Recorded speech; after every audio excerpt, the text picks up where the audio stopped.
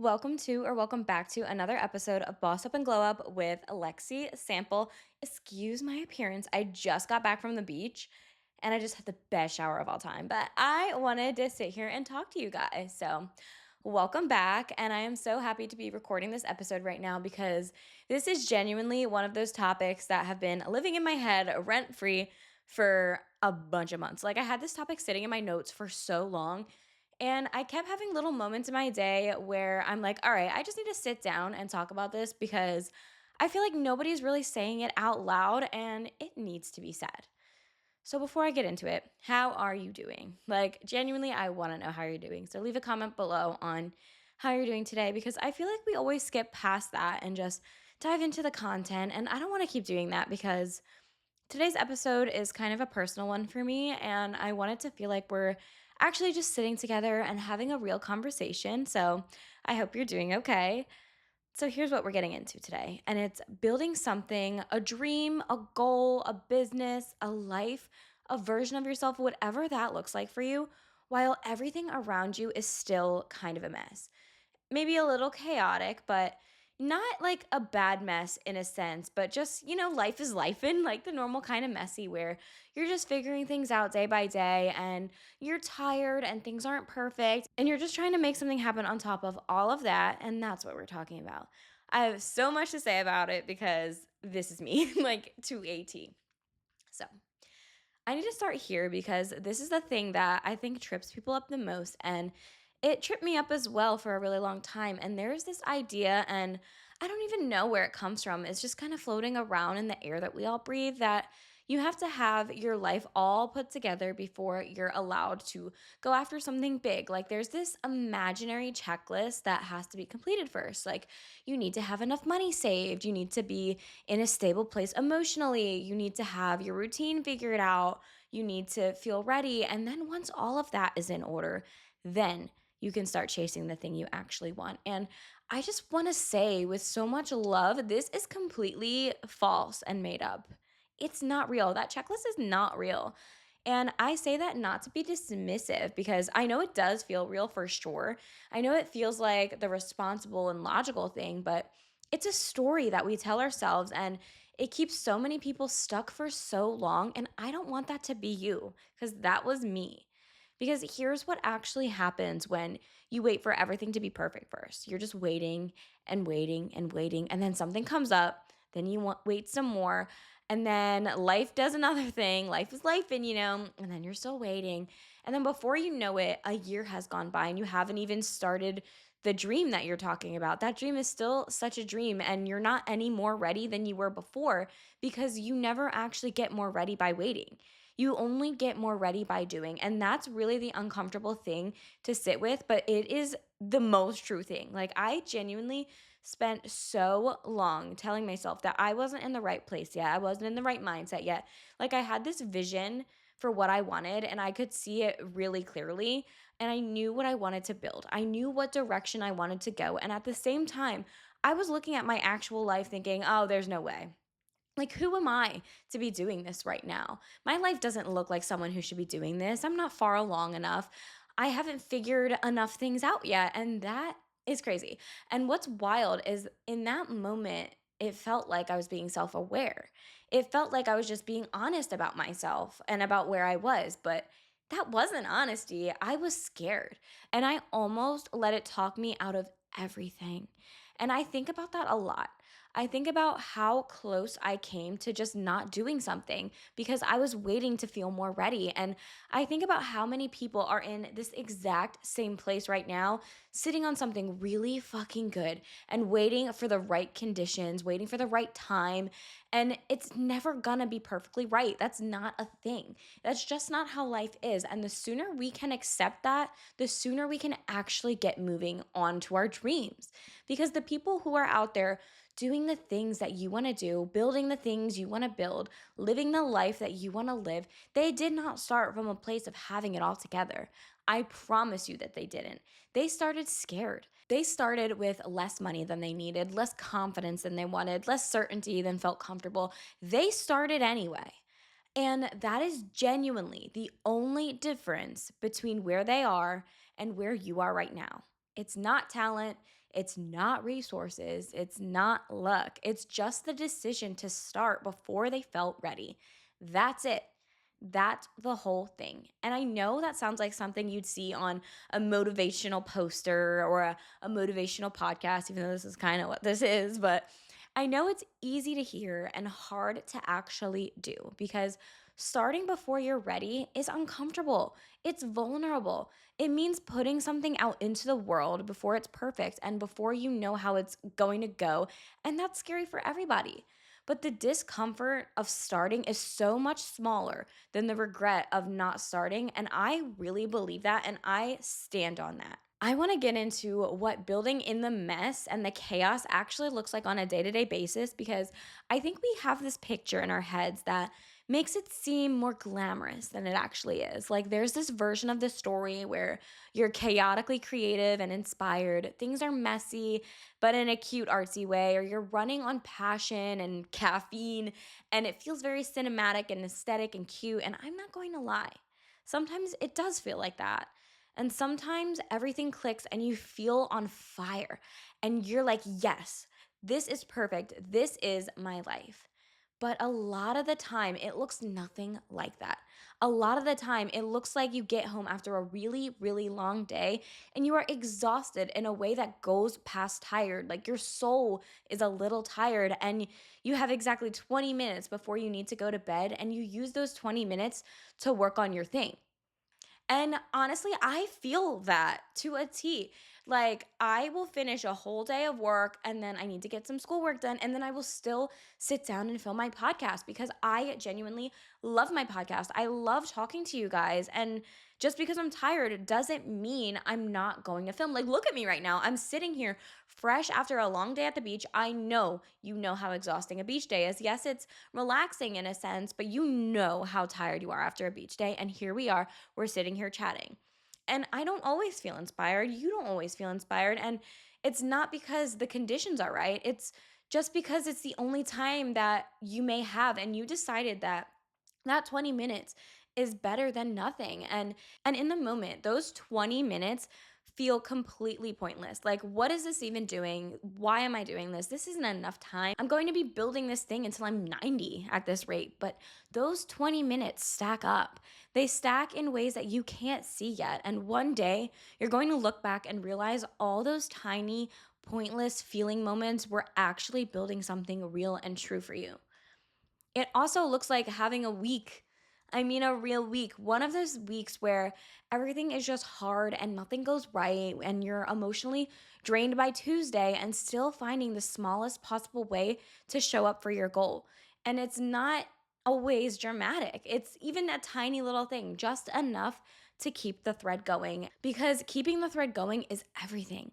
You just cannot let the thread break. And I really want to talk about motivation because I think we have such a complicated and kind of toxic relationship with it. We treat motivation like it's low key a prerequisite. Like, we need to wait until we feel it before we start something. And I used to be so bad about this. I would wait until I felt inspired and energized and in the right headspace, and then I would do the thing. And the problem with that is you are at the mercy of a feeling that comes and goes completely on its own schedule with no regard for your personal timeline. Motivation is flaky. It cancels last minute. You can't build a whole plan around it. You can be motivated the night before and then you wake up and it's gone. And what actually works is deciding, just making a decision and doing the thing regardless of how you feel about it that day. And just take action. Take action. Actually doing the thing, even when you don't want to, is what actually summons the motivation. It shows up after you start, not before you start. And you do the thing, and then halfway through, you start to feel it.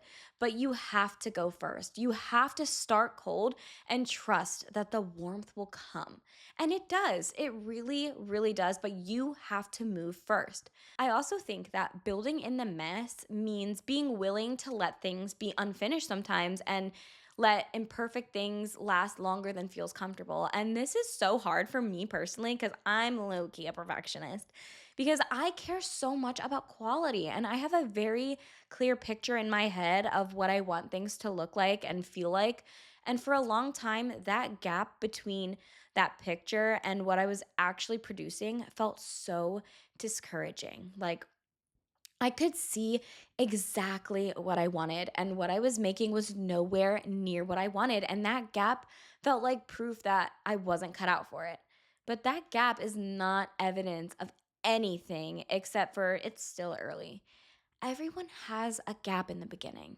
Every single person who has done something great had a gap in the beginning. And the only way to close that gap is to keep on going, to keep making things even when they're not what you imagined, because you will get there. You just have to make a lot of imperfect things first. And honestly, sometimes this could be a little lonely. Like, it is genuinely lonely in a way that I don't think we talk about enough. Like, when you're building something, especially in the beginning stages before it's taken shape enough for other people to really see it, you're kind of just carrying this thing or this idea by yourself. The people in your life love you, but they can't fully see what you see yet.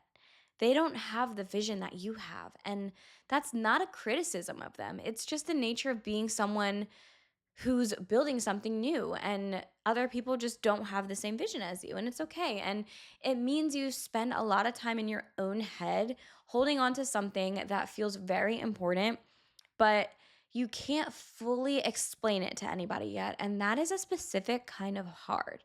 It's a different kind of hard that I feel like we don't really think about that much. It's a quiet hard. We're not screaming and venting. And I just wanted to touch on it because I think a lot of people in this season feel that and think something's wrong with them, and nothing is wrong with you. You're just in the part of the story that other people haven't caught up to yet. All right, let's get into the actual things that make this hard, the real ones, because I think when we can name them and identify them clearly, they lose a little bit of their grip on us. Okay. The first one I want to talk about, and I know it's not a new thing to say, but comparison. I know we always hear the comparison is the thief of joy. And it is. And I want to say it in a specific way because I think there's a version of this conversation that just says, don't compare yourself to others. And that advice is fine. And it's a little cliche, but it's not that helpful because we're going to do it regardless. So instead, let me just say this. When you are in the messy middle of building something, comparison is extra brutal because of what you're actually comparing. You are taking your behind the scenes, the rough draft, and you're holding it up against someone else's final product, their highlight, the version that they are choosing to share. And that is not a fair comparison. It is genuinely not fair. And you have to keep reminding yourself of that because your brain is not going to do it automatically.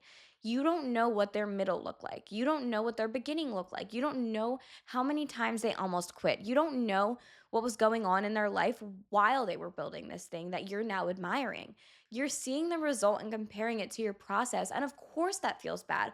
Of course. So when you catch yourself doing that, just remind yourself that you are not behind. You are just in a different chapter, and your chapter is not less than theirs. It's just earlier.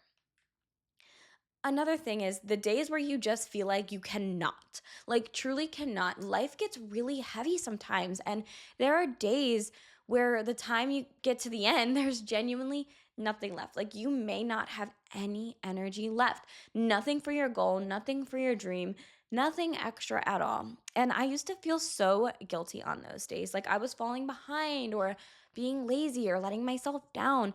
And I've had to really work on reframing that because the truth is, you cannot pour from an empty cup. We hear that all the time, but you truly can't.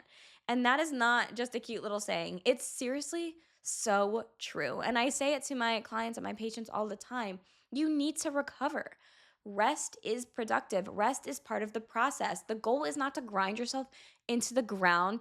The goal is to build something sustainable, and sustainability requires rest. So, on the days where you genuinely have nothing else, rest, take care of yourself. The only thing that would actually be failing is not coming back. So rest and come back. Have you ever heard the saying, you only fail if you quit? Resting isn't quitting. It's just taking the time you need. It's like getting gas, putting gas in your car. Can you drive if you have 0 miles of gas in your tank? No. Building something always almost costs something, whether it's time, money, energy, usually some combination of all of them. And when you're already stretched thin financially, it feels genuinely irresponsible to pour anything extra into a dream. Like, who am I to be spending on this when I have actual bills and actual responsibilities? And I get it. I'm not going to stand here and tell you that finances don't fucking matter because they do. But I will say that being resourceful, like truly having to figure things out with very little, is a skill that you develop in this season. And it stays with you for so long. People who have had unlimited resources from the beginning often don't have that skill. People who grew up with like trust funds or rich parents, they do not have this skill. And there's something that gets built in you when you have this skill. And there's something that gets built in you when you have to be a little frugal. It's a kind of creativity and resilience that money can't buy. So, as frustrating as the financial piece is, try to see it as something that's making you sharper because it really is. I know it sucks, but it's true. And another thing is the people in your life who love you but don't quite get what you're doing and why you're doing it. And I want to be gentle here because these people are not the enemy. They're just really scared for you, which means they care about you a lot. They love you and they don't want to see you get hurt or fail or waste your time. So they ask questions like, are you sure about this? And when is this going to actually pay off? And have you thought about a backup plan? And those questions can sting when you're already in a vulnerable place with something that you really care about deeply, but they come from love. They really do. And you have to find a way to hold on to that while also not letting their fear become your own fear because their fear is based on what they know and what they can see and they can't see what you see. Your vision is your vision, and you don't need everyone to understand it. You just need to protect it. I want to end this on what has actually helped me because I want to actually give you advice and tell you what made a difference in my life. And it's making the smaller goal on the days where the full version is just a little too overwhelming because sometimes I think about everything I want to build and it gets so big and so far away that my brain just kind of shuts down. Like it doesn't even know what's going on or where to start at all. And I've had to learn to shrink it down on those days, and it's not forever. It's just today. What is one thing I can do today? Just one. Something small that is enough that I can actually do it. And some days that one thing is embarrassingly small, but I do it and then I feel better. And sometimes that small thing leads to more, and sometimes it doesn't. And either way, I did something and that matters. Finding one person who actually gets it. And I said one because I think we put too much pressure on ourselves to have this whole support system that's fully behind us. And the reality is that most people are not going to fully get it, especially in the beginning.